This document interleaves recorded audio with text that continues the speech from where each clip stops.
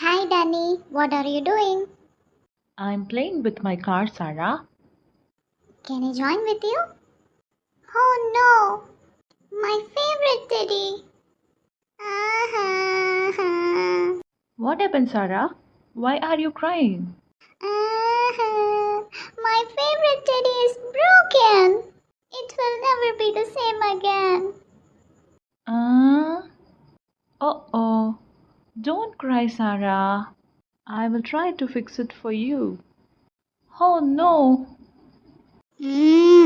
Danny, you spoiled it even more. I don't want anymore. Ah-ha. Go away. What's wrong here? I'm sorry, Sarah. Please don't cry. Daddy, Sarah's teddy broke. I tried to fix it, but it's failed. Hmm. Daddy, it's useless now. Let me try with patience. Even broken things can be made new.